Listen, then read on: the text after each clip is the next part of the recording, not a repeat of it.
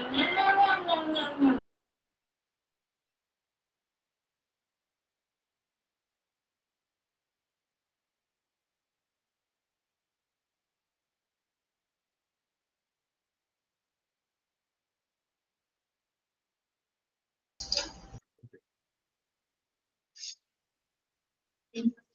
morning.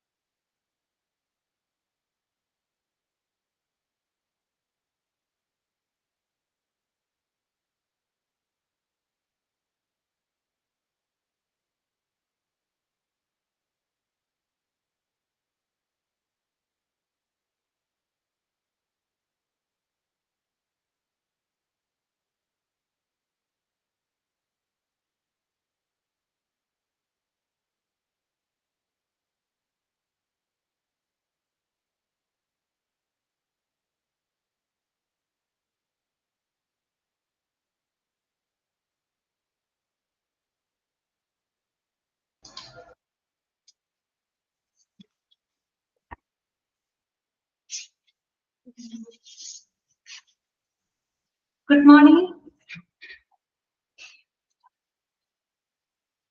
Okay, Anjana. Good morning.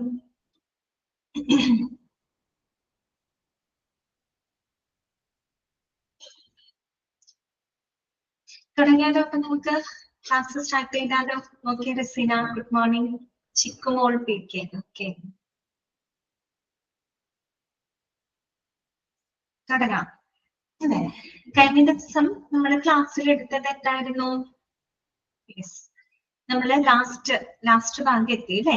Employee സേഫ്റ്റിയുമായിട്ട് ബന്ധപ്പെട്ട എല്ലാ സെക്ഷൻസുകളും നമ്മൾ കവർ ചെയ്തിരുന്നു കേട്ടോ. 20 എത്ര തൊട്ടാണ്? 21 തൊട്ട് 41 വരെയുള്ള സെക്ഷൻസ് എംപ്ലോയി സേഫ്റ്റിയുമായിട്ട് ബന്ധപ്പെട്ടതാണ്. പിന്നെ നമ്മൾ ലാസ്റ്റ് പറഞ്ഞു നിർത്തിയത് importance of employee safety at work place അല്ലെ? ജോലി സ്ഥലത്ത് എംപ്ലോയി സേഫ്റ്റിയുടെ പ്രാധാന്യം എന്താണ്, ഇമ്പോർട്ടൻസ് എന്താണ്? അതിനകത്ത് നമ്മൾ 4 പോയിന്റുകൾ വരെയാണ് കഴിഞ്ഞ ക്ലാസ്സിൽ നമ്മൾ ഡിസ്കസ് ചെയ്തത് അല്ലെ? ഒന്നാമത്തെ പോയിന്റ് എന്തായിരുന്നു? അവോയ്ഡിങ് ആക്സിഡൻസ് അല്ലെ? ആക്സിഡൻസുകൾ ഒഴിവാക്കുക എന്നുള്ളതാണ്. നമ്മൾ എത്രത്തോളം ഒരു സ്ഥാപനത്തില് എംപ്ലോയി സേഫ്റ്റിക്ക് പ്രാധാന്യം കൊടുക്കുന്നോ അത്രത്തോളം നമുക്ക് എന്താണ് എംപ്ലോയീസിന് ഉണ്ടാകുന്ന അപകടങ്ങള് ഒഴിവാക്കാനായിട്ട് സാധിക്കും അല്ലെ? അവരുടെ ജീവൻ നഷ്ടപ്പെടുന്നതോ അല്ലെങ്കിൽ അവർക്ക് ഡിസേബിൾമെന്റ് വരുത്തുന്നതോ ആയിട്ടുള്ള എല്ലാ സാഹചര്യങ്ങളെയും നമുക്ക് എന്ത് ചെയ്യാനായിട്ട് സാധിക്കും? ഒഴിവാക്കാനായിട്ട് സാധിക്കും. സോ അവോയ്ഡിങ് ആക്സിഡൻസ് കേട്ടോ, അപകടങ്ങള് ഒഴിവാക്കുക. രണ്ടാമത്തത് എന്താണ്? മിനിമൈസസ് കോസ്റ്റ്, ചെലവ് കുറയ്ക്കാൻ സാധിക്കും അല്ലെ? ശരിയല്ലേ? അതായത് അപകടങ്ങൾ സംഭവിച്ചു കഴിഞ്ഞാല് സ്വാഭാവികമായിട്ടും എന്ത് കൊടുക്കേണ്ടി വരും? അവർക്ക് നഷ്ടപരിഹാരം കൊടുക്കേണ്ടതായിട്ട് വരും അല്ലെ? ഡയറക്റ്റ് ആയിട്ട് അല്ലെങ്കിൽ ഇൻഡയറക്റ്റ് ആയിട്ട് പല രീതിയിലുള്ള കോസ്റ്റുകളും അവിടെ വരാം അല്ലെ? ഡയറക്റ്റ് ആയിട്ടുള്ള കോസ്റ്റ് എന്ന് പറയുമ്പോൾ എന്താണ്? അപകടം സംഭവിക്കുകയോ അല്ലെങ്കിൽ എന്തെങ്കിലും മരണം സംഭവിച്ചു കഴിഞ്ഞാല് അവരുടെ കുടുംബാംഗങ്ങൾക്ക് എന്ത് കൊടുക്കേണ്ടി വരും? നഷ്ടപരിഹാരം കൊടുക്കേണ്ടതായിട്ട് വരും അല്ലെ? ഇനി ചിലപ്പോ ഏതെങ്കിലും ജീവനക്കാരന് അപകടം മൂലം ഡിസേബിൾ ആയി എന്ന് വിചാരിക്കാം, എന്തെങ്കിലും വൈകല്യങ്ങൾ സംഭവിച്ചു, ഇനി പിന്നീട് അവർക്കൊരു ജോലി എടുക്കാൻ സാധിക്കാത്തൊരവസ്ഥ വന്നു കഴിഞ്ഞാല് അതിനുള്ള നഷ്ടപരിഹാരത്തിന് പുറമെ ആ ഒരു വ്യക്തിയുടെ സ്ഥാനത്തേക്ക് പുതിയൊരാളെ നമുക്ക് റിക്രൂട്ട് ചെയ്യാനും അവർക്ക് വേണ്ട പരിശീലനങ്ങൾ കൊടുക്കാനുമായിട്ട് ഇൻഡയറക്റ്റ് ആയിട്ട് ധാരാളം കോസ്റ്റ് അങ്ങനെയും വരും അല്ലെ? അപ്പൊ അത്തരത്തിലുള്ള കോസ്റ്റുകൾ നമുക്ക് എന്ത് ചെയ്യാൻ പറ്റും? മിനിമൈസ് ചെയ്യാനായിട്ട് സാധിക്കും. ഓക്കെ, പിന്നെ മൂന്നാമത് നമ്മൾ പറഞ്ഞ പോയിന്റ് എന്താണ്? Increased employee contentment and devotion അല്ലെ? കണ്ടന്റ്മെന്റ് എന്ന് പറഞ്ഞാൽ എന്താ ഉദ്ദേശിക്കുന്നത്? സംതൃപ്തി എന്നുള്ള അർത്ഥമാണ് കേട്ടോ. അതായത് എംപ്ലോയിയുടെ സംതൃപ്തി, അതുപോലെ ഡിവോഷൻ. ഇവിടെ ഡിവോഷൻ എന്ന് ഉദ്ദേശിക്കുന്നത് എന്താണ്? ഭക്തി എന്നുള്ള അർത്ഥമല്ല, സ്ഥാപനത്തിനോടുള്ളൊരു കമ്മിറ്റ്മെന്റ് അല്ലെ? അതെ, ആ ഒരു സ്ഥാപനത്തിനോടുള്ളൊരു കമ്മിറ്റ്മെന്റ് കുറെ കൂടെ നമുക്ക് എന്ത് ചെയ്യാൻ പറ്റും? ഇൻക്രീസ് ചെയ്യാനായിട്ട് സാധിക്കും അല്ലെ? വർദ്ധിപ്പിക്കാനായിട്ട് സാധിക്കും. ഓക്കെ, അപ്പൊ എന്താണ് പറയുന്നത്? അതായത് ഒരു ഓർഗനൈസേഷൻ എത്രത്തോളം എംപ്ലോയി സേഫ്റ്റി ഉറപ്പാക്കുന്നോ അത്രത്തോളം എംപ്ലോയീസിന് എന്തായിരിക്കും? സംതൃപ്തരായിരിക്കും. അവർക്ക് എന്താണ് അവിടെ വർക്ക് ചെയ്യുമ്പോൾ അവർക്ക് വളരെ സാറ്റിസ്ഫാക്ഷനോടുകൂടി അവർക്ക് അവിടെ വർക്ക് ചെയ്യാനായിട്ട് സാധിക്കും. എംപ്ലോയീസിന്റെ സംതൃപ്തി നമുക്ക് വർദ്ധിപ്പിക്കാൻ പറ്റും. അത് മാത്രമല്ല ആ ഒരു എംപ്ലോയീസിന് ആ ഒരു സ്ഥാപനത്തോടുള്ള ആ ഒരു കമ്മിറ്റ്മെന്റ് നമുക്ക് അതിലൂടെ വർദ്ധിപ്പിക്കാനായിട്ട് സാധിക്കും അല്ലെ. പിന്നെ നാലാമത്തെ പോയിന്റ് എന്തായിരുന്നു? ലീഗൽ കംപ്ലൈൻസ് ആണ് അല്ലെ. അതായത് നിയമപരമായിട്ട് നിയമവിധേയമായിട്ട് പ്രവർത്തിക്കാനായിട്ടുള്ള അത്തരം ഒരു മനോഭാവം നമുക്ക് ഒരു ഓർഗനൈസേഷനിൽ ഉണ്ടാക്കിയെടുക്കാനായിട്ട് സാധിക്കും. പ്രത്യേകിച്ച് നമുക്കറിയാം എംപ്ലോയ്മെന്റുമായിട്ട് ബന്ധപ്പെട്ട ഒരുപാട് ലോകളുണ്ട്. ആ ലോകളുടെ വർഷങ്ങളൊക്കെ നിങ്ങൾ പഠിച്ചു വെക്കണം കേട്ടോ. ഏതൊക്കെയാണെന്ന്? Industrial dispute act 1947. ഇത് നമ്മൾ ഈ ചാപ്റ്ററിനകത്ത് പഠിച്ചിരുന്നു. ഗ്രീവൻസ് പഠിച്ചപ്പോ അതുമായിട്ട് ബന്ധപ്പെട്ട് നമ്മൾ പറഞ്ഞിരുന്നു അല്ലെ. ഇതായിരുന്നു ഇൻഡസ്ട്രിയൽ ഡിസ്പ്യൂട്ട് ആക്ട് അല്ലെ. ഇതാണ് വർഷം 1947. വ്യാവസായിക സമാധാനവും സുരക്ഷിതത്വവും ഉറപ്പുവരുത്തുന്നതിനായിട്ട് കൊണ്ടുവന്നിട്ടുള്ള ഒരു ആക്ട് ആണ് ഇൻഡസ്ട്രിയൽ ഡിസ്പ്യൂട്ട് ആക്ട് 1947. അതുപോലെ നമ്മൾ മറ്റൊന്നാണ് എംപ്ലോയി സ്റ്റേറ്റ് ഇൻഷുറൻസ് ആക്ട് അഥവാ ESI ആക്ട്. ESI ആക്ട് ഏതാണ്? വർഷം 1948. കഴിഞ്ഞ ക്ലാസ്സിൽ ഞാൻ പറഞ്ഞു വ്യാവസായിക തൊഴിലാളികൾക്ക് പ്രത്യേകിച്ച് അവർക്ക് ജോലി സംബന്ധമായിട്ടുള്ള അസുഖങ്ങള്, പരിക്കുകള്, സ്ത്രീകൾക്കാണെങ്കിൽ അവർക്ക് പ്രസവാനുകൂല്യങ്ങള്, ഇതെല്ലാം പ്രൊവൈഡ് ചെയ്യുന്ന ഒരു ഈ പറയുന്ന പോലെ മെഡിക്കൽ ആനുകൂല്യങ്ങളും സാമ്പത്തികമായിട്ടുള്ള ആനുകൂല്യങ്ങളും പ്രൊവൈഡ് ചെയ്യുന്ന ഒരു പദ്ധതിയാണ് എംപ്ലോയീസ്. അതായത് അത്തരമൊരു പദ്ധതി വരാൻ കാരണമായിട്ടുള്ള ഒരു ആക്ട് ആണ് എംപ്ലോയി സ്റ്റേറ്റ് ഇൻഷുറൻസ് ആക്ട്. അത് പ്രധാനമായിട്ടും ഇൻഡസ്ട്രിയൽ വർക്കേഴ്സിനെ ഫോക്കസ് ചെയ്തുകൊണ്ടുള്ള ഒരു ആക്ട് ആണ്. ഓക്കെ. പിന്നീട് പറഞ്ഞാൽ നമ്മൾ കഴിഞ്ഞ ദിവസങ്ങളിലായിട്ട് കഴിഞ്ഞ ക്ലാസ്സുകളിലായിട്ടൊക്കെ നമ്മൾ പഠിച്ച ഫാക്ടറീസ് ആക്ട് ആണ് അല്ലെ. അതായത് ഫാക്ടറീസ് ആക്ട് എംപ്ലോയി ഹെൽത്തുമായിട്ടും എംപ്ലോയി സേഫ്റ്റി ആയിട്ടൊക്കെ ബന്ധപ്പെട്ട് നമ്മൾ പഠിച്ച എല്ലാ സെക്ഷൻസും ഏത് ആക്ട് പ്രകാരമുള്ളതാണ്? ഫാക്ടറീസ് ആക്ട് 1948 ആണ് അല്ലെ. പിന്നെ ഏതാണ്? അപ്രന്റീസസ് ആക്ട് 1961 അല്ലെ. അപ്രന്റീസസ് ആക്ട് എന്ന് പറയുന്നത് അപ്രന്റീസസ് എന്ന് പറഞ്ഞാൽ എന്താണ്? അപ്രന്റീസ്ഷിപ്പ് എന്നൊക്കെ പറഞ്ഞാൽ എന്താണ്? ട്രെയിനിങ് പീരീഡിലുള്ള ആളുകളാണ് അല്ലെ. അപ്പൊ ഈ ട്രെയിനിങ് സമയത്ത് അവർക്ക് ശരിയായ രീതിയിലുള്ള ആ ഒരു ഗൈഡൻസും സപ്പോർട്ട് ലഭിക്കുന്നുണ്ടെന്ന് ഉറപ്പാക്കുന്നതിനായിട്ട് കൊണ്ടുവന്നിട്ടുള്ള ഒരു ആക്ട് ആയിരുന്നു അപ്രന്റീസസ്. അതായത് അപ്രന്റീസസിന് വേണ്ടിയിട്ട് ട്രെയിനിങ്ങിലൊക്കെ, അതായത് ജോലിക്ക് കയറിയിട്ട് ട്രെയിനിങ് പീരീഡിൽ ഇരിക്കുന്ന എംപ്ലോയീസും ഉണ്ടാവുമല്ലോ. അപ്പൊ അവർക്ക് അതിനാവശ്യമായിട്ടുള്ള കറക്റ്റ് ആയിട്ടുള്ള ആ ഒരു ട്രെയിനിങ്ങും ഗൈഡൻസും സപ്പോർട്ടും ലഭിക്കുന്നുണ്ടെന്ന് ഉറപ്പുവരുത്തുന്നതിന് കാരണമായിട്ടുള്ള ഒരു ആക്ട് ആണ് അപ്രന്റീസസ് ആക്ട് 1961. ഓക്കെ. ഇതെല്ലാം തന്നെ എന്താണ്? എംപ്ലോയ്മെന്റ് ലോസ് ആണ്. അപ്പൊ നിങ്ങൾക്ക് അവിടെ നിന്ന് വേണമെങ്കിൽ ക്വസ്റ്റ്യൻ ചോദിക്കാം. ആ ആക്ട് തന്നിട്ട് അതിന്റെ വർഷങ്ങൾ നിങ്ങളോട് ചോദിക്കാം. അപ്പൊ ഈ പറയുന്ന എംപ്ലോയ്മെന്റ് ലോസുകൾ എല്ലാം തന്നെ അതിനനുസരിച്ച് കൊണ്ടാണ് നമ്മൾ എല്ലാ ഓർഗനൈസേഷനിലും എന്ത് പാലിക്കുന്നത്? എംപ്ലോയി സേഫ്റ്റി നമ്മൾ പാലിക്കുന്നത്. ഓക്കെ. ഇതുവരെയാണ് നമ്മൾ കഴിഞ്ഞ ക്ലാസ്സിൽ പറഞ്ഞു നിർത്തിയത്. ഇത്രയും ഭാഗങ്ങൾ നിങ്ങൾ വായിച്ചു നോക്കിയോ? ഓക്കെ ആണോ? എല്ലാവർക്കും ക്ലിയർ ആണോ? ഓക്കെ ആണ്. ആർക്കെങ്കിലും എന്തെങ്കിലും ഡൗട്ട്സുകൾ ഉണ്ടെങ്കിൽ അപ്പൊ തന്നെ ചോദിച്ച് ക്ലിയർ ചെയ്ത് പോവാട്ടോ.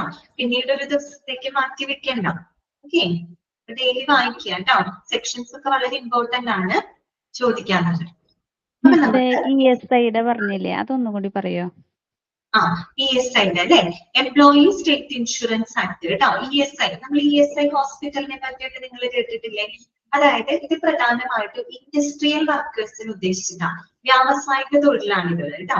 അതായത് അവർക്ക് ഈ തൊഴിൽ സംബന്ധമായിട്ട് അവർക്ക് എന്തെങ്കിലും പരിക്കുകളോ അല്ലെങ്കിൽ അപകടങ്ങളോ ഒക്കെ സംഭവിക്കുമ്പോൾ, അതുപോലെ ഈ ഇൻഡസ്ട്രിയിലൊക്കെ വർക്ക് ചെയ്യുന്ന സ്ത്രീകൾക്കാണെങ്കിൽ അവർക്ക് പ്രസവാനുകൂല്യങ്ങള്, പിന്നെ അവർക്ക് അസുഖങ്ങൾ വരുമ്പോൾ അത്തരം ആനുകൂല്യങ്ങളൊക്കെ പ്രൊവൈഡ് ചെയ്യുന്നതിന് കാരണമായിട്ടുള്ള ഒരു ആക്ട് ആണ് എംപ്ലോയീസ് സ്റ്റേറ്റ് ഇൻഷുറൻസ് ആക്ട്. അപ്പൊ ഇത് ശരിക്കും പറഞ്ഞാൽ ഒരു ഹെൽത്ത് ഇൻഷുറൻസ് ഒരു ആക്ട് കൂടിയാണ്.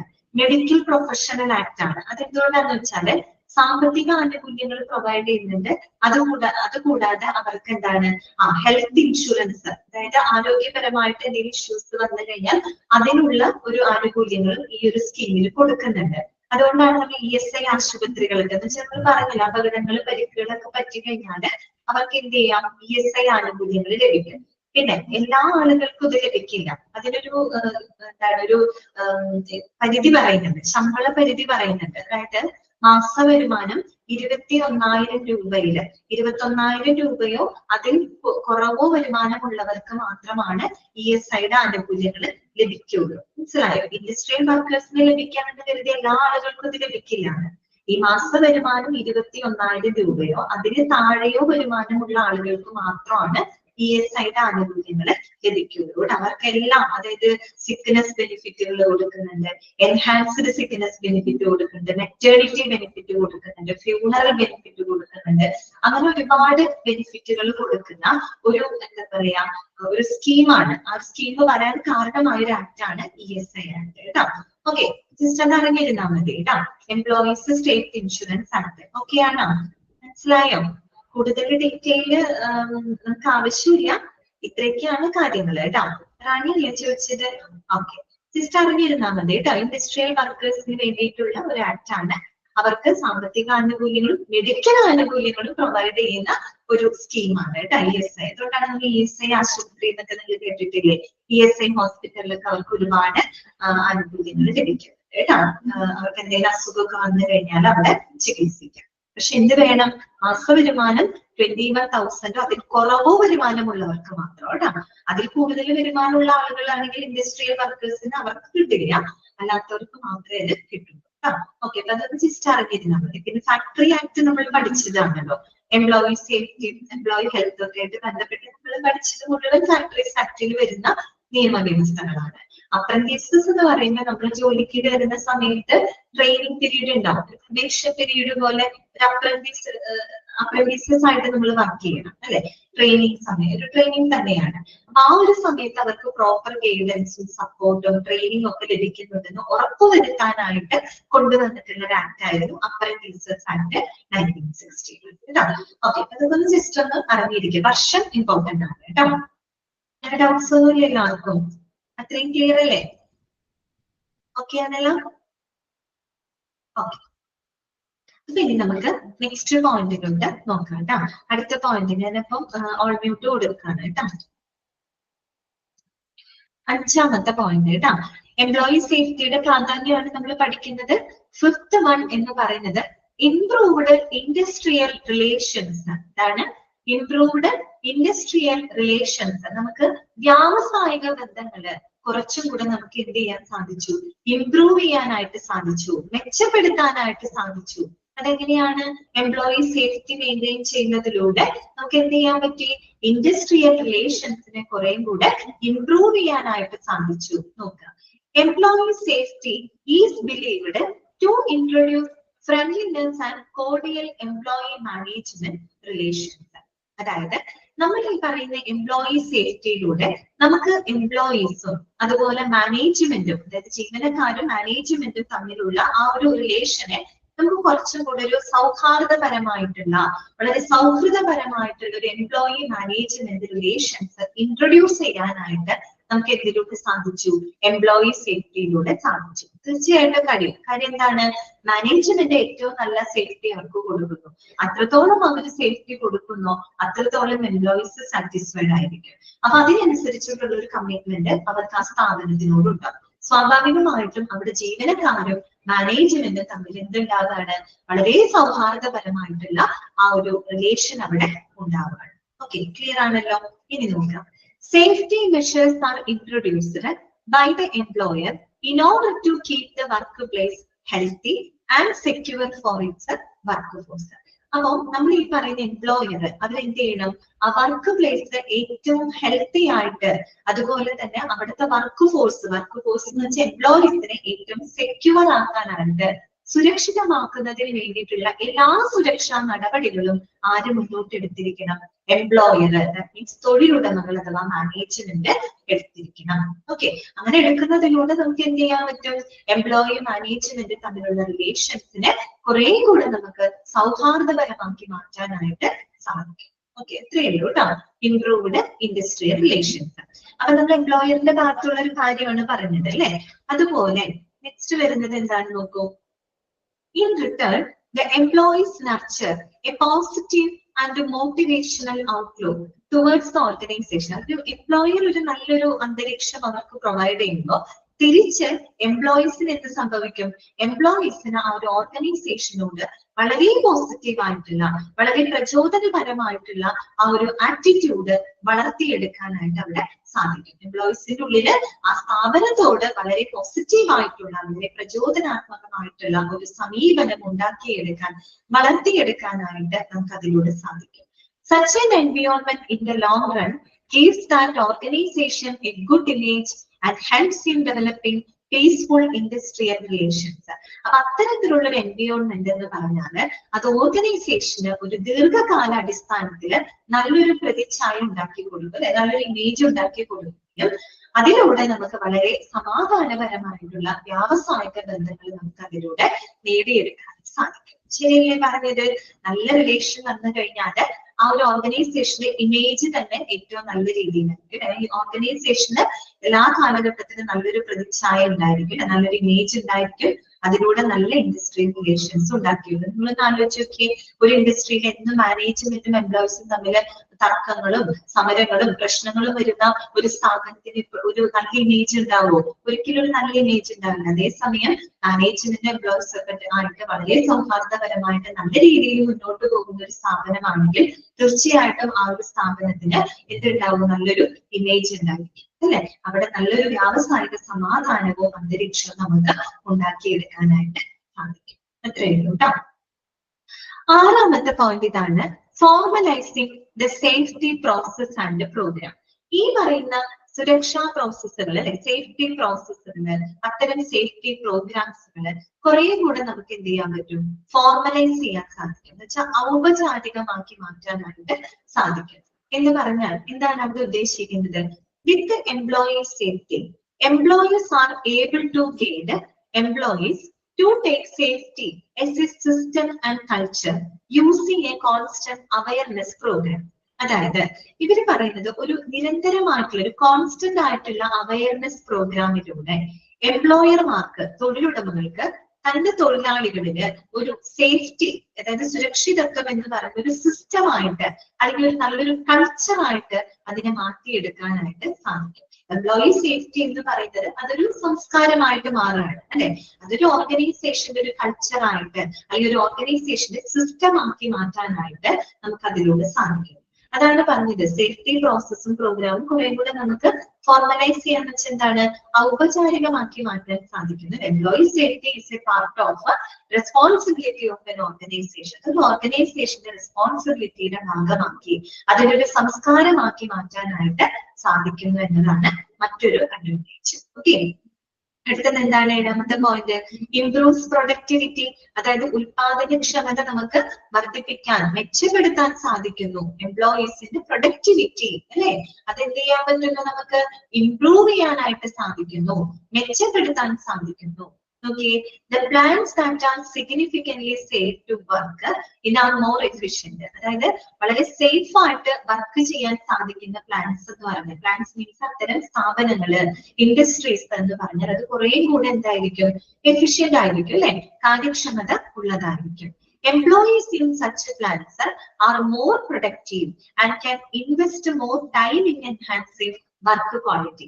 അപ്പൊ ഇത്തരം പ്ലാന്റുകളിലൊക്കെ വർക്ക് ചെയ്യുന്ന എംപ്ലോയീസ് എന്ന് പറഞ്ഞാൽ അവർ കുറെ കൂടെ പ്രൊഡക്റ്റീവ് ആയിരിക്കും, അല്ലെ?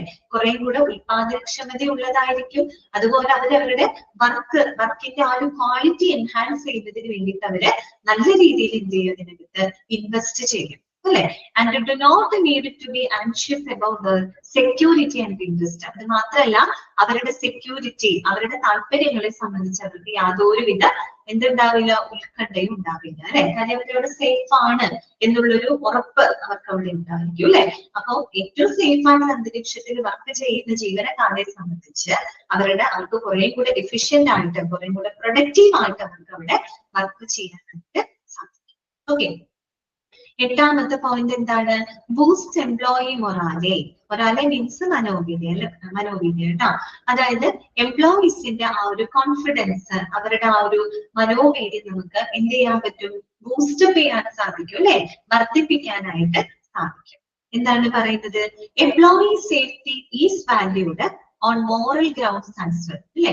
നമ്മൾ എംപ്ലോയി സേഫ്റ്റി ഇപ്പൊ നമ്മൾ നേരത്തെ പറഞ്ഞില്ലേ, എംപ്ലോയി സേഫ്റ്റി എന്ന് പറയുന്നത് ഒരു സ്ഥാപനത്തിന്റെ കൾച്ചറായിട്ട് മാറുന്നു എന്ന് നമ്മൾ പറഞ്ഞു.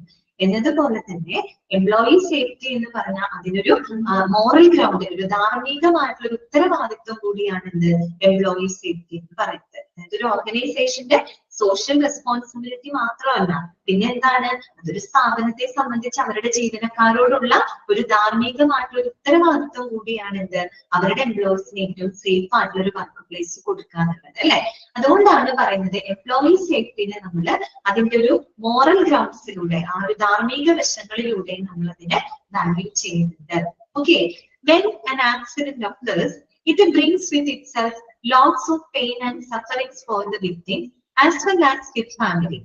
Managers need to ensure that their employees are not exposed to this suffering. അല്ലെ? നമുക്കറിയാം, ഒരു അപകടം സംഭവിച്ചു കഴിഞ്ഞാല് അത് വിക്ടിമിനെയും വിക്ടിമിന്റെ ഫാമിലിയെയും വളരെയധികം വേദനകൾ ഉണ്ടാക്കും. അവർക്ക് ഒരുപാട് വേദനകളും ബുദ്ധിമുട്ടുകളും കഷ്ടപ്പാടുകളും ഒക്കെ ഉണ്ടാക്കും. അല്ലെ? അപ്പൊ തീർച്ചയായിട്ടും മാനേജർമാര് തന്റെ ജീവനക്കാര് അത്തരത്തിലുള്ള കഷ്ടപ്പാടുകൾക്ക് വിധേയമാകുന്നില്ല എന്ന് മാനേജർമാർ എന്ത് ചെയ്യണം, ഉറപ്പുവരുത്തണം. അല്ലെ? എപ്പോഴും അത് അഷ്വർ ചെയ്തിരിക്കണം. Workers working in factories are usually bread earners of the families, and the welfare and joy of the family depends on their well-being. അതായത് ഇത്തരത്തിലുള്ള ഫാക്ടറികളിൽ വർക്ക് ചെയ്യുന്ന ജീവനക്കാര് എന്ന് പറഞ്ഞാല് അവരവരുടെ കുടുംബത്തിന്റെ ഉപജീവന മാർഗങ്ങളായിരിക്കും. ഉപജീവനക്കാരാണ്, അവരുടെ ഫാമിലിയെ റൺ ചെയ്ത് കൊണ്ടുപോകുന്നത് ഇത്തരം വർക്കേഴ്സ് ആയിരിക്കും. അപ്പൊ അവരുടെ ക്ഷേമം എന്ന് പറയുന്നതാണ് അവരുടെ കുടുംബത്തിന്റെ ആ ഒരു സന്തോഷത്തിന് ആശ്രയിക്കുന്നത്. അല്ലെ? അതായത് അവരുടെ കുടുംബത്തിന്റെ സന്തോഷം അല്ലെങ്കിൽ അവരുടെ കുടുംബത്തിന്റെ ക്ഷേമം എന്ന് പറയുന്നത് എന്തിനെ ആശ്രയിച്ചിരിക്കുന്നു? അവരുടെ വർക്കേഴ്സിന്റെ വെൽബീയിങ്ങിനെ, അവരുടെ ക്ഷേമത്തിനെ ആശ്രയിച്ച്. ജീവനക്കാര് എത്രത്തോളം, കാരണം അങ്ങനെയുള്ള ഫാക്ടറിയിൽ വർക്ക് ചെയ്യുന്ന ജീവനക്കാരെന്ന് പറയുമ്പോൾ അവരുടെ കുടുംബത്തിലെ ഉപജീവന മാർഗങ്ങളാണ്. അവരെത്രത്തോളം ക്ഷേമത്തോടു കൂടി ഇരിക്കുന്നു അത്രത്തോളം അവരുടെ കുടുംബാംഗങ്ങളും എന്തായിരിക്കും, അത്രയും അവർക്ക് ഏറ്റവും വെൽഫെയർ ആയിട്ട് ഏറ്റവും സന്തോഷത്തോടു കൂടി മക്കൾക്ക് ജീവിക്കാം. ഓക്കെ, ക്ലിയർ ആയല്ലോ? അപ്പൊ അതിലൂടെ നമുക്ക് എംപ്ലോയീസിന്റെ ആ ഒരു മൊറാലെ, ദാറ്റ് മീൻസ് അവരുടെ ആ ഒരു മനോവീര്യം നമുക്ക് കുറെ കൂടെ ബൂസ്റ്റ് ചെയ്യാനായിട്ട് സാധിക്കും. കിട്ടിയോ നിങ്ങൾക്ക്? എല്ലാ പോയിന്റുകളും ക്ലിയർ ആണോ? മനസ്സിലായോ പറഞ്ഞത്? നമ്മൾ പഠിച്ചത് ഇത്രയേ ഉള്ളൂ. ഒരു വർക്ക് പ്ലേസിൽ, ഒരു ജോലി സ്ഥലത്ത് എംപ്ലോയിയുടെ സേഫ്റ്റിയുടെ പ്രാധാന്യം എന്താണ്, എന്തൊക്കെയാണ് പ്രാധാന്യം? ഒന്ന്, നമുക്ക് ആക്സിഡന്റ്സുകൾ അവോയ്ഡ് ചെയ്യാൻ സാധിക്കുന്നു, ചെലവ് കുറയ്ക്കാൻ കഴിയുന്നു, എംപ്ലോയീസിന്റെ ഇടയിലുള്ള ഒരു സംതൃപ്തി, അതുപോലെ സ്ഥാപനത്തിനോടുള്ള ഒരു കമ്മിറ്റ്മെന്റ് നമുക്ക് വർദ്ധിപ്പിക്കാൻ പറ്റുന്നു. അതുപോലെ കുറെ കൂടെ നിയമവിധേയമായിട്ട് പ്രവർത്തിക്കാനുള്ള ഒരു മനോഭാവം ഏതൊരു ഓർഗനൈസേഷനിൽ നമുക്ക് ഉണ്ടാക്കിയെടുക്കാൻ സാധിക്കുന്നു. നല്ല വ്യാവസായിക ബന്ധങ്ങൾ നമുക്ക് മെച്ചപ്പെടുത്താൻ സാധിക്കുന്നു. സേഫ്റ്റി പ്രോസസ്സുകളും സേഫ്റ്റി പ്രോഗ്രാംസുകളും കുറേയും കൂടെ നമുക്ക് ഫോർമലൈസ് ചെയ്യാനായിട്ട്, അതായത് കുറച്ചും കൂടെ ഔപചാരികമാക്കി മാറ്റാൻ സാധിക്കുന്നു. ജീവനക്കാരുടെ പ്രൊഡക്ടിവിറ്റി ഇംപ്രൂവ് ചെയ്യാൻ സാധിക്കുന്നു. എംപ്ലോയീസിന്റെ മനോവീര്യം കുറേയും കൂടെ മെച്ചപ്പെടുത്താനായിട്ട് സാധിക്കും. ഓക്കെ, ഇതോട് കൂടിയിട്ട് നമ്മുടെ ആ ഒരു ചാപ്റ്റർ അവിടെ അവസാനിക്കുകയാണ് കേട്ടോ. ഗ്രീവൻസ് ഹാൻഡ്ലിംഗ്, അതുപോലെ തന്നെ എംപ്ലോയി സേഫ്റ്റി, എംപ്ലോയി ഹെൽത്ത്, ഈ ഒരു വലിയൊരു ചാപ്റ്റർ ആയിരുന്നു. ഓക്കെ, ഈ ചാപ്റ്റർ നിങ്ങൾക്ക് ക്ലിയർ ആണോ? ഓക്കെ ആണോ? എല്ലാവർക്കും ഓക്കെ ആണോ? മനസ്സിലായോ? ഓക്കെ, അപ്പൊ ഇവിടെ നിങ്ങൾ പ്രത്യേകം ശ്രദ്ധിക്കേണ്ടത്, നമ്മൾ ഓരോരോ ടോപ്പിക് ആയിട്ടാണ് അത് ഹാൻഡിൽ ചെയ്തത് കേട്ടോ. അതിൽ നമ്മൾ പഠിച്ചത് എംപ്ലോയിയുടെ ഗ്രീവൻസ് ആണ് നമ്മൾ ആദ്യം പഠിച്ചത്. പിന്നെ നമ്മൾ പഠിക്കുന്നത് എംപ്ലോയി ഡിസിപ്ലിൻ ആണ് പഠിച്ചത്. ദെൻ നമ്മൾ എംപ്ലോയി ഹെൽത്ത്, എംപ്ലോയി സേഫ്റ്റി, അങ്ങനെ 4 കാര്യങ്ങളാണ് നമ്മൾ ഈ ഒരു ചാപ്റ്ററിനകത്ത് പറഞ്ഞു പോയിട്ടുള്ളത് കേട്ടോ. അപ്പോ ഇപ്പോഴും ഓർക്കേണ്ടത്, നമ്മൾ പ്രത്യേകിച്ച് ഗ്രീവൻസുമായിട്ട് ബന്ധപ്പെട്ട് വരുന്ന ആക്ട് ആണ് നമ്മുടെ ഏതായിരുന്നു, ഇൻഡസ്ട്രിയൽ ഡിസ്പ്യൂട്ട് ആക്ട് 1947. അത് മറന്നു പോകരുത്. പിന്നെ ഡിസിപ്ലിനുമായിട്ട് ബന്ധപ്പെട്ട കാര്യങ്ങൾ പഠിച്ചു. എംപ്ലോയി ഹെൽത്തും സേഫ്റ്റിയും പഠിക്കുമ്പോഴാണ് നമുക്ക് കൂടുതൽ ലീഗൽ സെക്ഷൻസ് അവിടെ വരുന്നത്.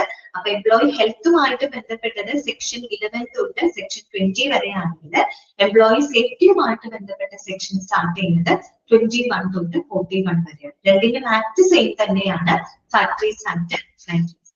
ഓക്കെ, അപ്പൊ ഈ പോയിന്റുകൾ ഒന്ന് വായിച്ചു നോക്കി. നിങ്ങൾ ഈ പോയിന്റ്സ് ഒന്ന് വായിച്ചു നോക്കി. Just importance of employee safety ആയിട്ട് വർക്ക് പ്ലേസ്, അതൊന്ന് വായിക്കാം. Okay,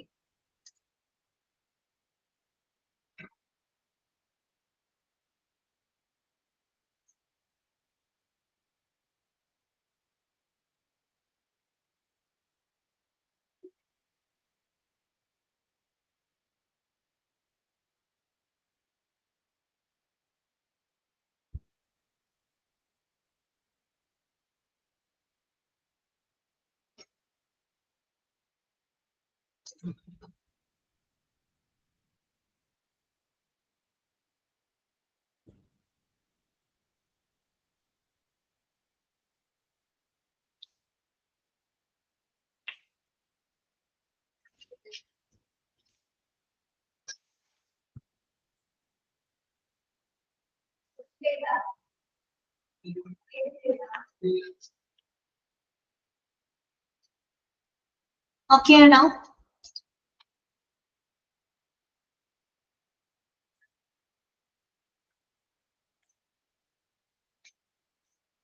okay.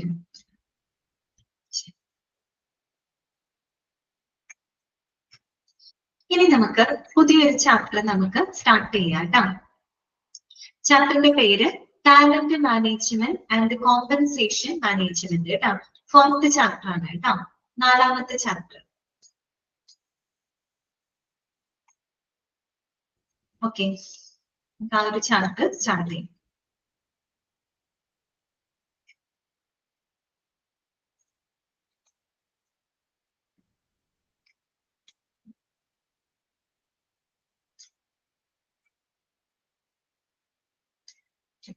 എന്താണ്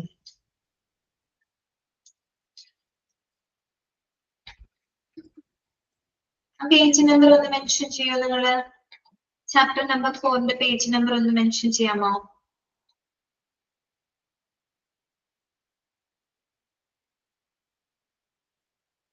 $79.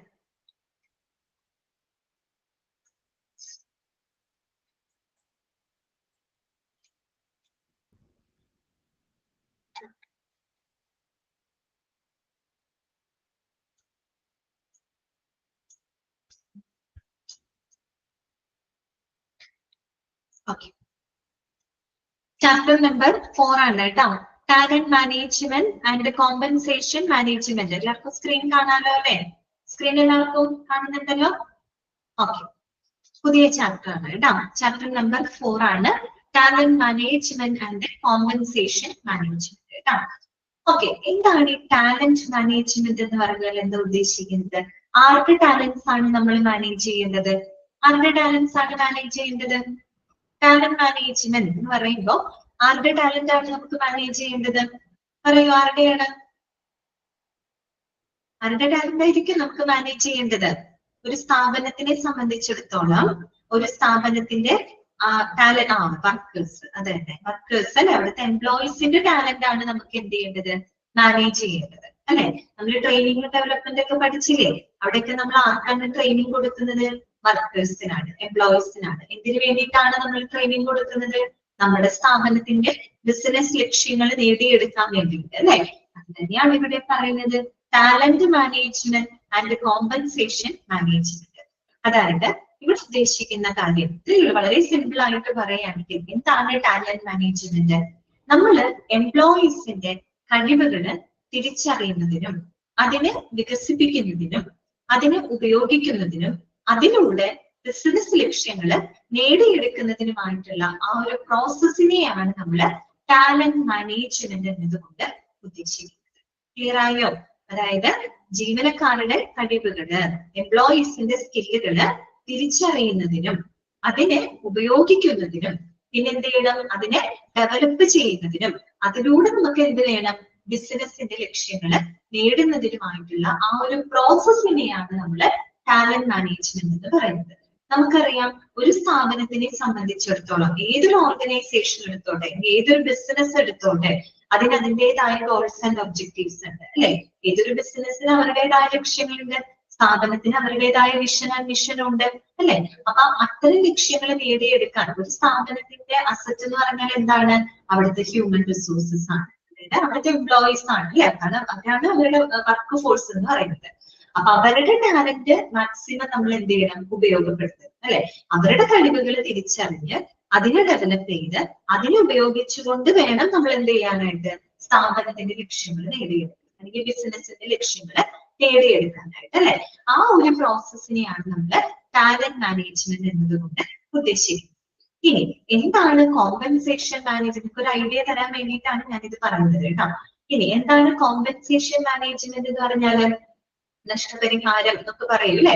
കോമ്പൻസേഷൻ മാനേജ്മെന്റ് എന്ന് പറയുമ്പോൾ അവിടെ നമ്മൾ എന്താണ് എംപ്ലോയീസിനെ അട്രാക്ട് ചെയ്യുന്നതിന് വേണ്ടിയിട്ട് അല്ലെ, അവരെ അട്രാക്ട് ചെയ്യാനും അവരെ കുറെ കൂടെ മോട്ടിവേറ്റ് ചെയ്യാനും അല്ലെ, അതിനു വേണ്ടിയിട്ട് നമ്മൾ എന്താണ് അവർക്ക് കൊടുക്കുന്ന പ്രതിഫല സംവിധാനങ്ങള് അല്ലെ, നമ്മളിപ്പോ ആനുകൂല്യങ്ങളൊക്കെ കൊടുക്കുന്നുണ്ട് അല്ലെ, നമുക്ക് എങ്ങനെ എംപ്ലോയീസിനെ അവിടെ നിലനിർത്താനും അവരെ അട്രാക്ട് ചെയ്യാനും അവരെ മോട്ടിവേറ്റ് ചെയ്യാനും സാധിക്കണമെങ്കിൽ എന്ത് വേണം, നല്ലൊരു പ്രതിഫലം അവർക്ക് കൊടുക്കണം അല്ലെ. അവര് ഡിസർവിംഗ് ആയിട്ടുള്ള ആ ഒരു പ്രതിഫല സംവിധാനങ്ങൾ രൂപപ്പെടുത്തുന്ന ആ ഒരു പ്രോസസ്സിനെയാണ് നമ്മൾ കോമ്പൻസേഷൻ മാനേജ്മെന്റ്. ഈ പ്രതിഫലം കൊടുക്കുക എന്ന് പറയുമ്പോൾ അത് പണമായിട്ടുള്ള പ്രതിഫലം കൊടുക്കാം, മോണിറ്ററി ആയിട്ടും നോൺ മോണിറ്ററി ആയിട്ടുള്ള ബെനിഫിറ്റ്സ് കൊടുക്കാം. എല്ലാം പണമായിട്ട് തന്നെ ആനുകൂല്യങ്ങൾ കൊടുക്കണമെന്നില്ല, പണമല്ലാത്ത രീതിയിലുള്ള ആനുകൂല്യങ്ങൾ പ്രൊവൈഡ് ചെയ്യും.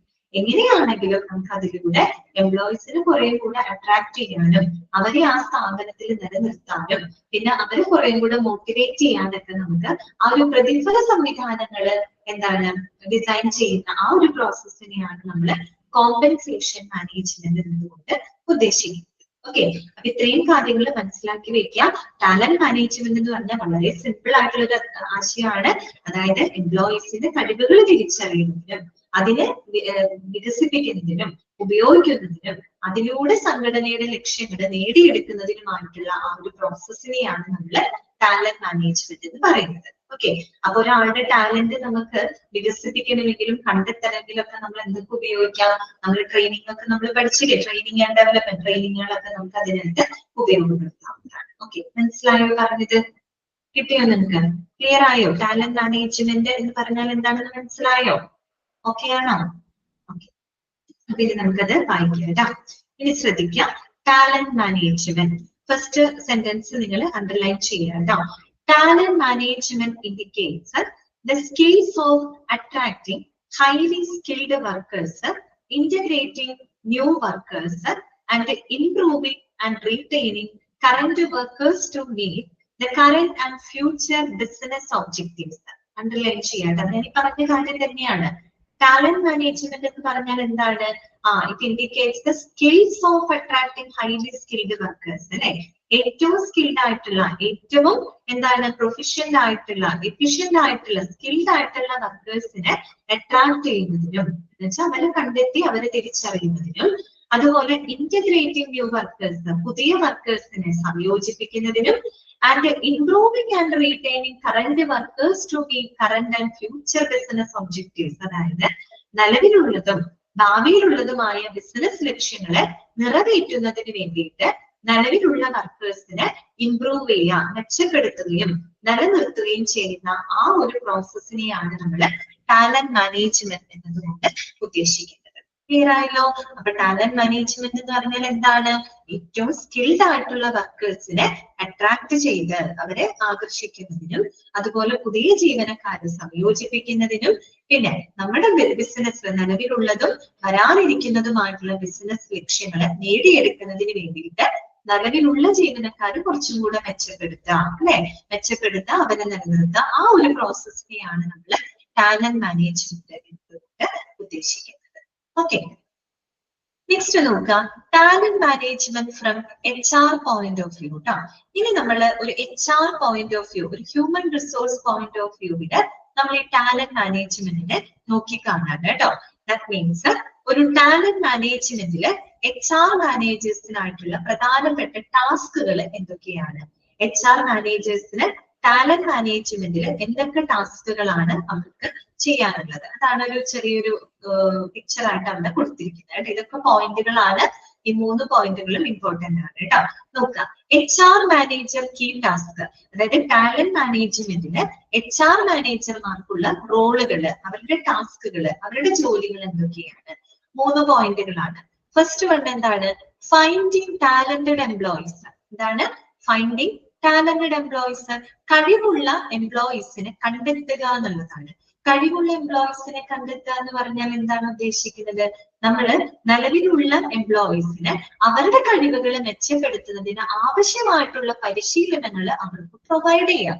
അങ്ങനെ ഏറ്റവും കഴിവുള്ള ആളുകളെ കണ്ടെത്തുക. മനസ്സിലായല്ലോ? അതാണ് ഫൈൻഡിങ് ടാലന്റഡ് എംപ്ലോയീസ്, കഴിവുള്ള ജീവനക്കാരെ കണ്ടെത്തുക എന്ന് പറഞ്ഞാല് നിലവിലുള്ള ജീവനക്കാരെ അവരുടെ കഴിവുകളെ മെച്ചപ്പെടുത്തുന്നതിന് ആവശ്യമായിട്ടുള്ള പരിശീലനങ്ങള് അവർക്ക് പ്രൊവൈഡ് ചെയ്യുക. ഓക്കെ, അടുത്തത് എന്താണ്? Retaining talented employees. Retaining talented employees that means talented ആയിട്ടുള്ള കഴിവുള്ള ജീവനക്കാരെ എന്ത് ചെയ്യുക? നിലനിർത്തുക. That means focus on skilled employees, അല്ലെ? ഏറ്റവും സ്കിൽഡ് ആയിട്ടുള്ള എംപ്ലോയീസിനെ ഫോക്കസ് ചെയ്യാം, എന്നിട്ട് അങ്ങനെയുള്ള ടാലന്റഡ് എംപ്ലോയീസിനെ ആ സ്ഥാപനത്തില് നിലനിർത്തുക, റീറ്റെയിൻ ചെയ്യാം, അല്ലെ? പിന്നെ എന്ത് വേണം? Acquiring talented employees. Acquiring talented employees, കഴിവുള്ള ജീവനക്കാരെ ഏറ്റെടുക്കുക എന്ന് പറഞ്ഞു കഴിഞ്ഞാല് നമ്മൾ കഴിവുള്ള പുതിയ ജീവനക്കാരെ നിയമിക്കുക എന്നുള്ളതാണ് അവിടെ ഉദ്ദേശിക്കുന്നത്. അപ്പൊ ഇത് മൂന്നും എന്താണ്? ടാലന്റ് മാനേജ്മെന്റുമായിട്ട് ബന്ധപ്പെട്ട് ഒരു HR മാനേജേഴ്സ് ചെയ്യേണ്ട ചില ടാസ്കുകളാണ്. എന്തൊക്കെയാണ്? ഫൈൻഡിങ് ടാലന്റഡ് എംപ്ലോയീസ്, കഴിവുള്ള ജീവനക്കാരെ കണ്ടെത്തുക. റീറ്റെയിനിങ് ടാലന്റഡ് എംപ്ലോയീസ്, കഴിവുള്ള ജീവനക്കാരെ നിലനിർത്തുക. അക്വയറിംഗ് ടാലന്റഡ് എംപ്ലോയീസ്, കഴിവുള്ള എംപ്ലോയീസിനെ ഏറ്റെടുക്കുക. ദാറ്റ് മീൻസ് പുതിയ ജീവനക്കാരെ നിയമിക്കുക എന്നുള്ളതാണ് അവിടെ ഉദ്ദേശിക്കുന്നത്. ഇത്രയും മനസ്സിലായോ നിങ്ങൾക്ക്? ക്ലിയർ ആണോ? ഓക്കെ ആണോ? ഇനി നോക്കുക കേട്ടോ. Companies which are involved in a talent management strategy tend to shift the duties of employees from the human resource department to all managers throughout the company, and it is also called human capital management or HCM. Okay, underline ചെയ്യാം കേട്ടോ. അവിടെ പറയുന്ന കാര്യം എന്താണ്? Companies which are involved in A talent management strategy. Talent management strategy എന്താണുള്ളത് നമുക്ക് മനസ്സിലായി, അല്ലെ? കഴിവുള്ള, അതായത് എംപ്ലോയീസിന്റെ കഴിവുകളുള്ള എംപ്ലോയീസിന്റെ കഴിവുകൾ തിരിച്ചറിയുക, അത് ഡെവലപ്പ് ചെയ്യുക, അതിനുപയോഗിച്ചുകൊണ്ട് ബിസിനസിന്റെ ലക്ഷ്യങ്ങൾ നേടിയെടുക്കുക. ഇതാണ് ടാലന്റ് മാനേജ്മെന്റ് സ്ട്രാറ്റജി എന്നതുകൊണ്ട് ഉദ്ദേശിക്കുന്നത്. അപ്പൊ ഇവിടെ പറയുന്നത് ഇത്തരത്തിലുള്ള വളരെ സ്ട്രോങ് ആയിട്ടുള്ള ഒരു ടാലന്റ് മാനേജ്മെന്റ് സ്ട്രാറ്റജി ഫോളോ ചെയ്യുന്ന കമ്പനികൾ അല്ലെങ്കിൽ അത്തരം സ്ഥാപനങ്ങൾ അല്ലെങ്കിൽ അങ്ങനെയുള്ള ബിസിനസ്സുകളിലൊക്കെ എന്ത് ചെയ്യുന്ന അറിയാമോ?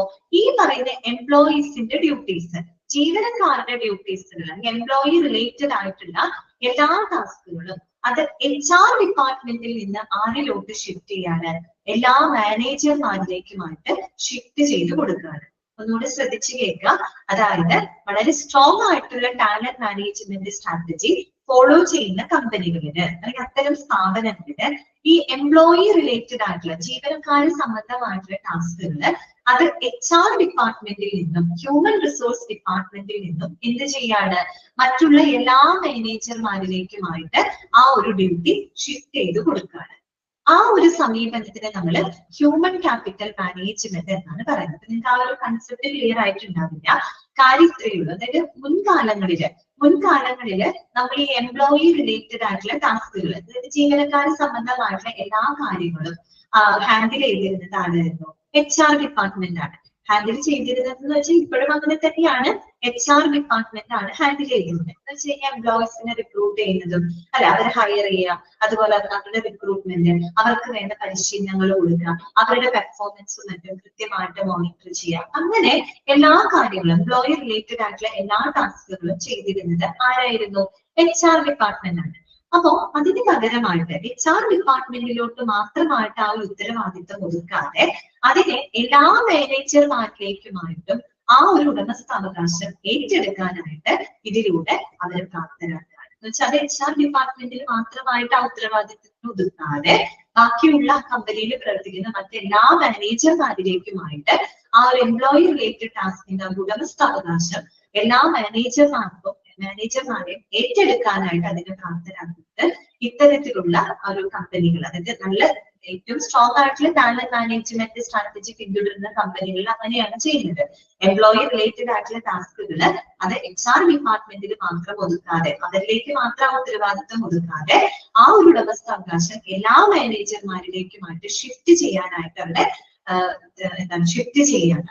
ഓക്കെ, അപ്പൊ ആ ഒരു സമീപനത്തിന് നമ്മൾ എന്താണ് പറയാന്നറിയോ?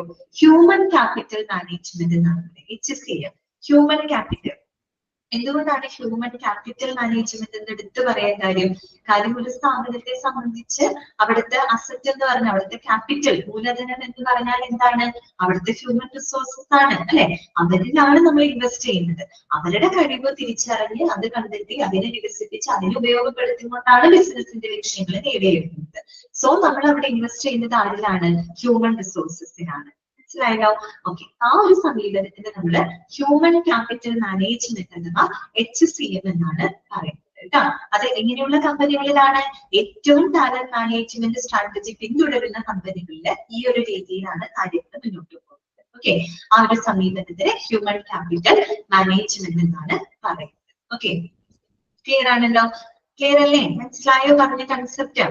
ഓക്കെ ആണോ? ഓക്കെ, ഇനി നോക്കാം കേട്ടോ. Talent management is basically concerned with coordinating, collaborating, and managing different talents people have to offer within a company. ഒരേ കൺസെപ്റ്റ് തന്നെയാണ് പല രീതിയിൽ പറയുന്നത് മാത്രം കേട്ടോ. അതായത് ഒരു കമ്പനിക്ക് വേണ്ടിയിട്ട് ഓഫർ ചെയ്യാനായിട്ട് സാധിക്കുന്ന ആളുകളുടെ വ്യത്യസ്ത കഴിവുകൾ അല്ലെ? അതായത് ഓരോ ഇൻഡിവിജ്വലിനെ എടുക്കുകയാണെങ്കിൽ ഓരോരുത്തരുടെ കഴിവുകൾ വ്യത്യാസമുണ്ട്, ഓരോരുത്തരുടെ ടാലന്റുകൾ വ്യത്യാസമുണ്ട്.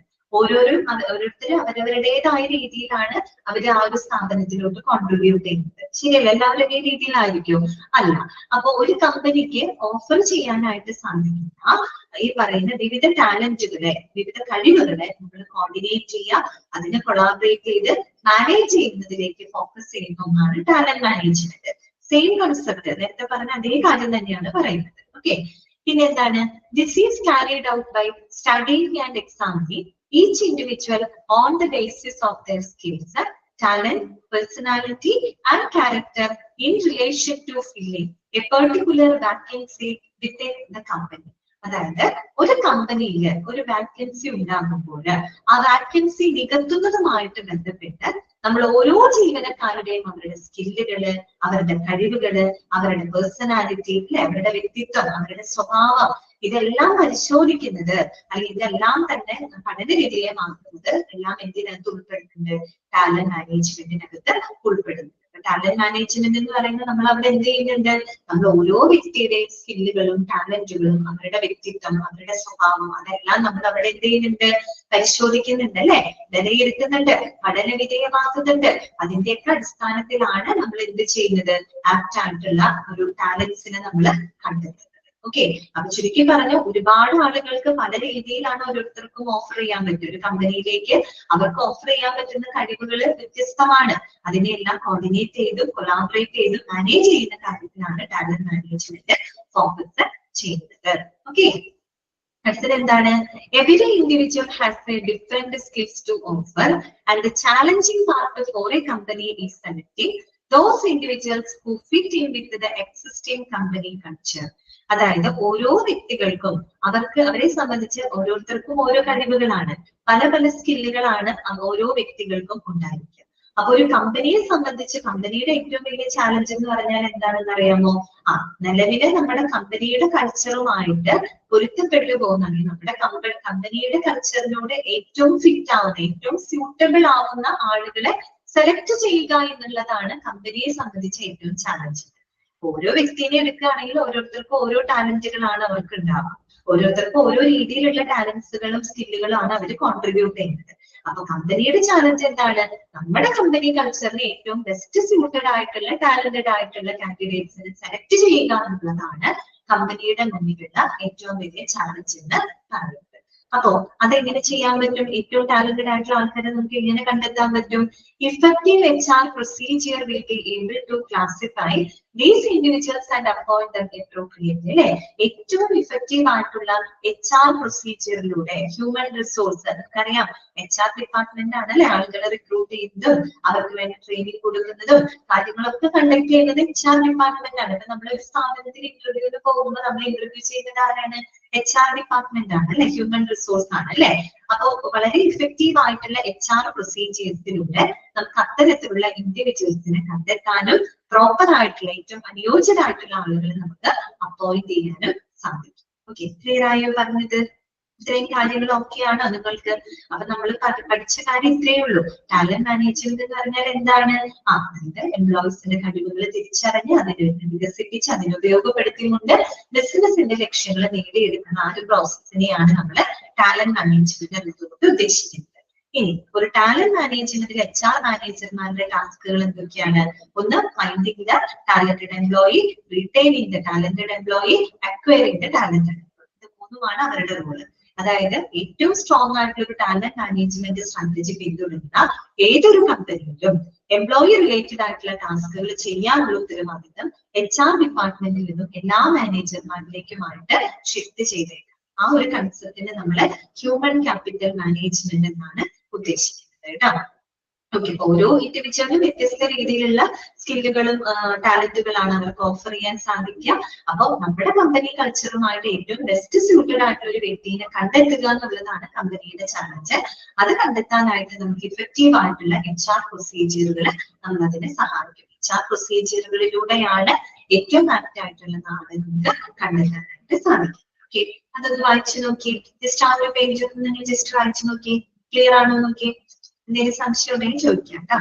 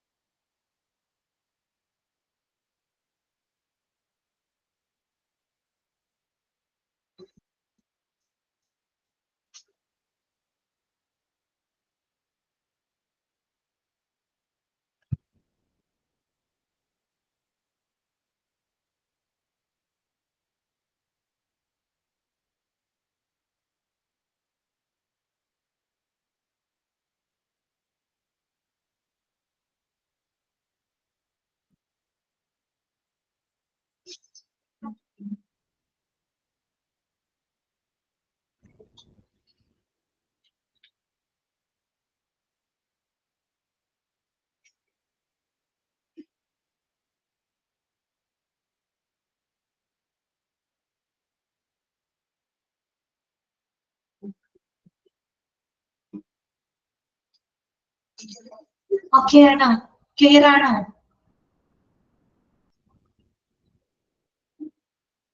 ഓക്കെ ആണ്. അടുത്ത ഭാഗത്തോട്ട് പോവാം അല്ലെ? നെക്സ്റ്റ് ടോപ്പിക്കിലോട്ട് നമുക്ക് കടക്കാം. ഇനി നമുക്ക് പഠിക്കാനുള്ളത് concept of talent management, TM model. അതായത് ടാലന്റ് മാനേജ്മെന്റ് മോഡലാണ് നമ്മൾ പഠിക്കാൻ പോകുന്നത് കേട്ടോ. ഓക്കെ, അപ്പൊ ടാലന്റ് മാനേജ്മെന്റ് കൺസെപ്റ്റ് ഒക്കെ നമുക്ക് ക്ലിയർ ആയിട്ടുണ്ട്. ഇനി അതിന്റെ പ്രൊസീജിയറുകൾ, അതിന്റെ വിവിധ സ്റ്റെപ്പുകളാണ് നമ്മൾ ഇനി മനസ്സിലാക്കാൻ പോകുന്നത് കേട്ടോ.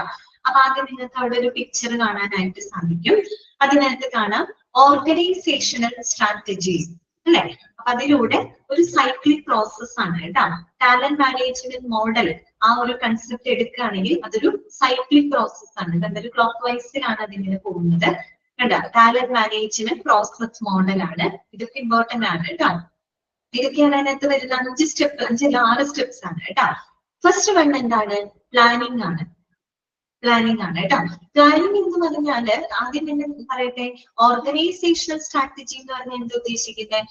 ഓർഗനൈസേഷന്റെ തന്ത്രങ്ങളാണ്. That means top level business എന്താ പറയാ ഗോൾസുകളാണ് കേട്ടോ. ടോപ്പ് ലെവൽ ബിസിനസ് ഗോൾസ് ആണ് എന്ന് പറഞ്ഞാൽ നമുക്ക് ഏറ്റവും ടാലന്റഡ് ആയിട്ടുള്ള എംപ്ലോയീസിനെ നമുക്ക് കണ്ടെത്തണം.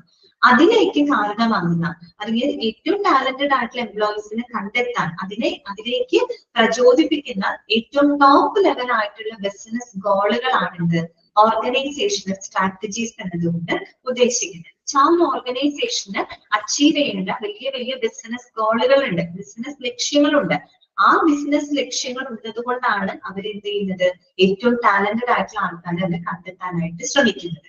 അപ്പൊ ഏറ്റവും ടാലന്റഡ് ആയിട്ടുള്ള ആളുകളെ തീരുമാനിക്കുന്നതിലോട്ട് നയിക്കുന്ന ഏറ്റവും ടോപ്പ് ലെവൽ ആയിട്ടുള്ള അവരുടെ ബിസിനസ് ലക്ഷ്യങ്ങളാണ് അവിടെ ഓർഗനൈസേഷണൽ സ്ട്രാറ്റജീസ് എന്നതുകൊണ്ട് ഉദ്ദേശിക്കുന്നത്. ഓക്കെ, അപ്പൊ ആ ഒരു ഓർഗനൈസേഷൻ സ്ട്രാറ്റജിക്കായിട്ട് അവർ പിന്തുടരുന്ന ആ ഒരു സൈക്ലിക് പ്രോസസ് ആണ് നടുക്ക് കൊടുത്തിരിക്കുന്നത്. ഏതൊക്കെയാണ്? Planning, attracting, selecting, developing, retaining and transitioning. ഈ ഒരു സൈക്കിൾ പ്രോസസ്സിലൂടെ നമുക്ക് എന്ത് ചെയ്യാൻ പറ്റും? നല്ല ടാലന്റഡ് ആയിട്ടുള്ള എംപ്ലോയീസിനെ കണ്ടെത്താൻ പറ്റും. അപ്പൊ അതിലൂടെ നമുക്ക് ലഭിക്കുന്ന റിസൾട്ട് ഇഫക്റ്റ് എന്തായിരിക്കും?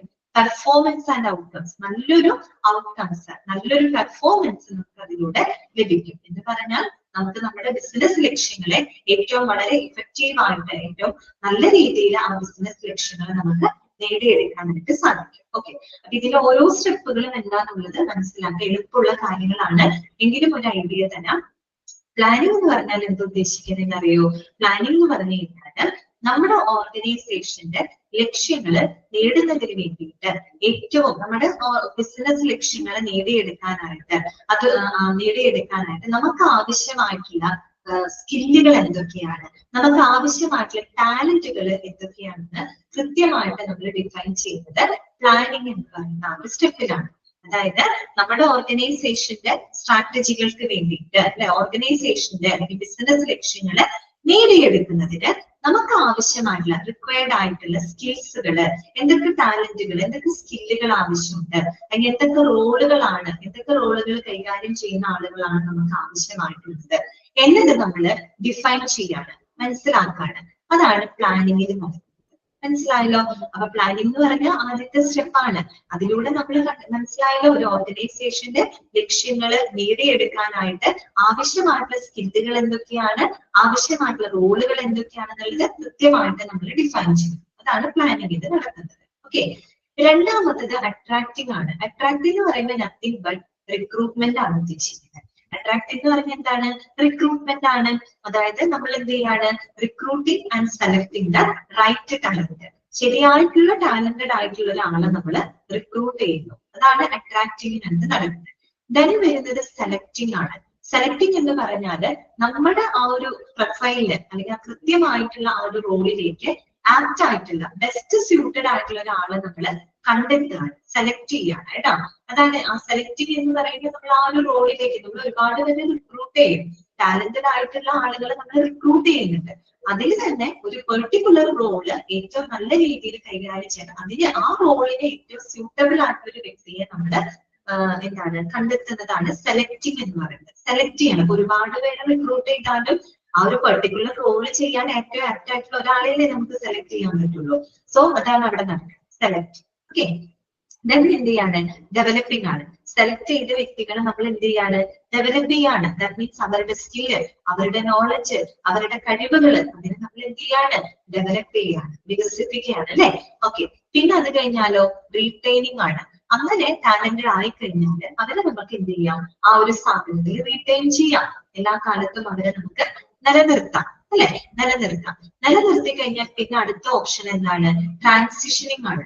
ട്രാൻസിഷനിങ് എന്ന് പറയുമ്പോൾ അവിടെ രണ്ട് ഓപ്ഷൻസ് ഉണ്ട്. ഒന്ന്, ഏറ്റവും കഴിവുള്ള ആളുകളാണെങ്കിൽ നമുക്ക് അവർക്ക് പ്രൊമോഷൻസ് കൊടുക്കാം അല്ലെ, അവരുടെ കരിയറിൽ എന്തെങ്കിലും ചേഞ്ചസ് വരുത്താം, ഫ്യൂച്ചർ റോളുകളിലേക്ക് അവരെ നമുക്ക് ട്രാൻസ്ഫോം ചെയ്യാം. അതൊരു ഓപ്ഷനാണ്.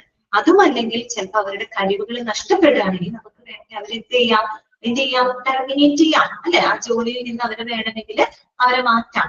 ഇതുണ്ടല്ലോ റീറ്റെയിൻ ചെയ്യുന്ന കഴിവുകൾ എന്ന് പറയുമ്പോൾ ഒരു ആൾ എത്രത്തോളം പ്രൊഡക്റ്റീവ് ആയിട്ട് വർക്ക് ചെയ്യുന്നു എന്നതിനെ ആശ്രയിച്ചിരിക്കും. ഒരാൾ നന്നായിട്ട് പ്രൊഡക്റ്റീവ് ആയിട്ട് വർക്ക് ചെയ്യുന്നുണ്ടെങ്കിൽ തീർച്ചയായിട്ടും അവരുടെ ഒരു ട്രാൻസിഷനിങ് നടക്കും. എല്ലാ കാലത്തും ഒരേ റോൾ ആയിരിക്കില്ല. കുറച്ചും കൂടെ കരിയർ ചേഞ്ചസ് അവർക്ക് വരാം, കരിയർ ഗ്രോത്ത് ഉണ്ടാവാം, പ്രൊമോഷൻസ് കിട്ടാം, കുറെ കൂടെ ഫ്യൂച്ചർ റോളുകളിലേക്ക് അവരെ നമുക്ക് ട്രാൻസ്ഫോം ചെയ്യാം. ഇനി അതല്ല, അവരുടെ പ്രൊഡക്ടിവിറ്റി കുറയുകയാണെങ്കിൽ നമുക്ക് ഒരിക്കലും എന്ത് ചെയ്യാൻ പറ്റില്ല? അവരവിടെ നിലനിർത്താൻ പറ്റില്ല അല്ലെ. അപ്പൊ ഏത് തരത്തിലുള്ള ട്രാൻസിഷനിങ് അവിടെ സംഭവിക്കാം? അവര് ചിലപ്പോൾ നമ്മൾ ആ ജോലിയിൽ നിന്ന് ടെർമിനേറ്റ് ചെയ്യും. അപ്പൊ രണ്ട് തരത്തിലുള്ള ചാൻസസ് ഉണ്ട്. ട്രാൻസിഷനിങ് എന്ന് പറഞ്ഞ പരിവർത്തനമാണ്. അത് രണ്ട് രീതിയിലാവാം. ഒന്നെങ്കിൽ പ്രൊമോഷൻ ആവാം, ചിലപ്പോ ഡിമോഷൻ ആവാം. ഓക്കെ, ക്ലിയർ ആയോ?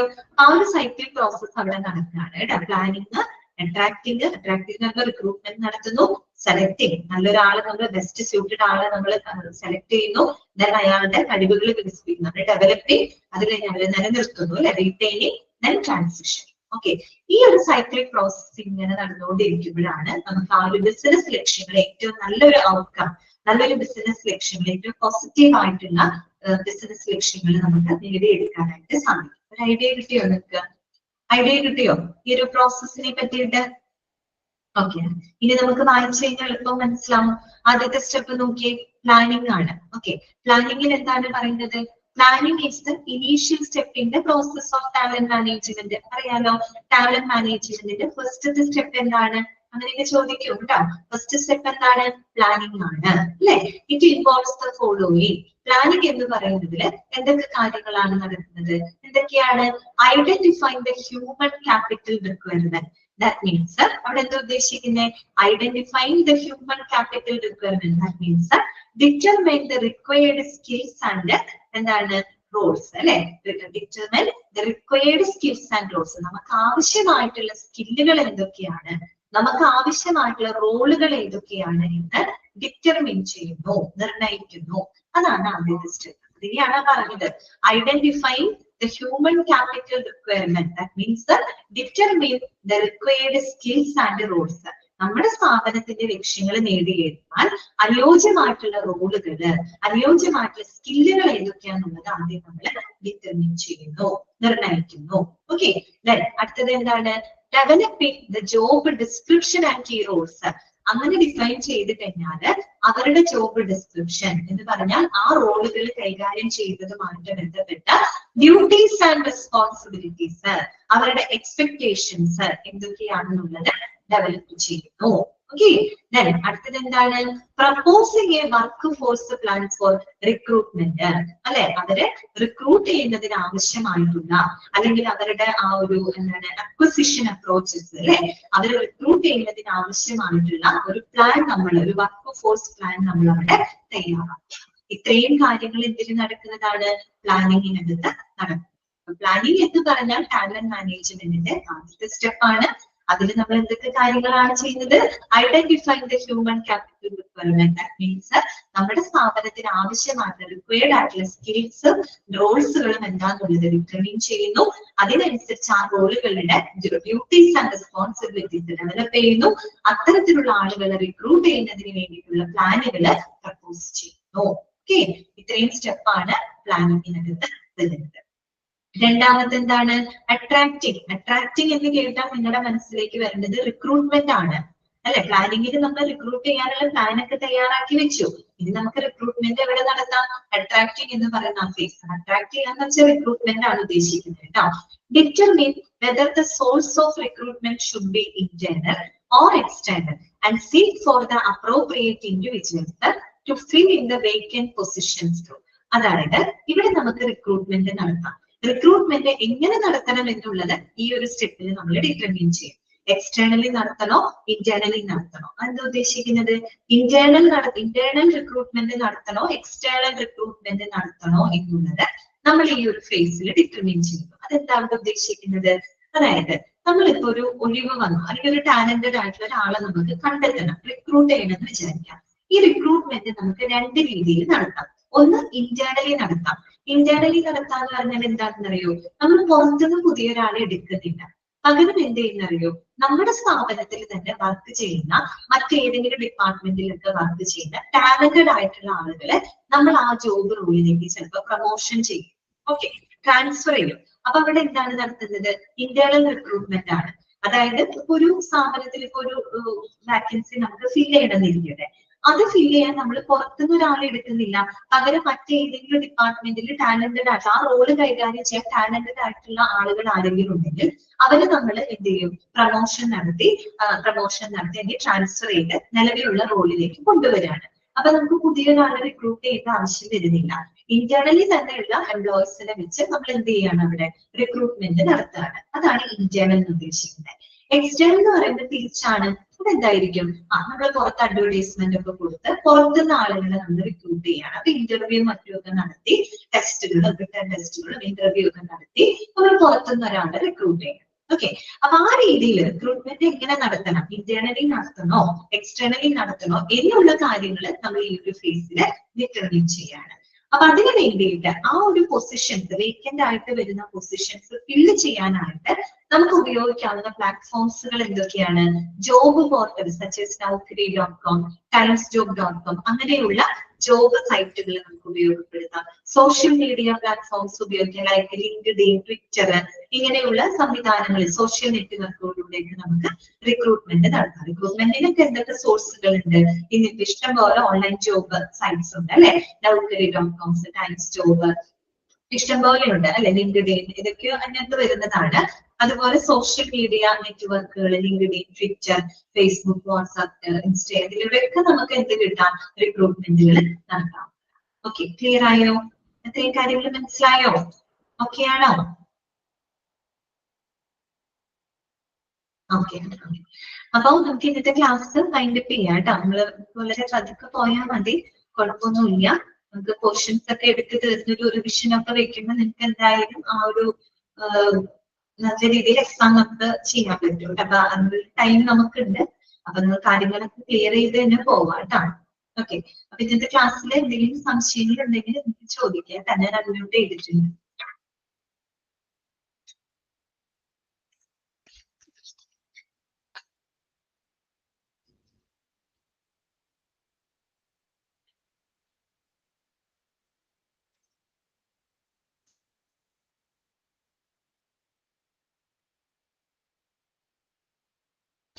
ഓക്കെ, എല്ലാവർക്കും ക്ലാസ് ക്ലിയർ ആണോ? ക്ലിയർ ആണെങ്കിൽ നമുക്ക് വൈൻഡപ്പ് ചെയ്യാം. ആർക്കും ഡൗട്ട്സ് ഒന്നും ഇല്ലല്ലോ? ഓക്കെ അല്ലേ? ശരി കേട്ടോ, നമുക്ക് നെക്സ്റ്റ് ക്ലാസ്സിൽ കാണാം. Thank you. Thank you, ma'am.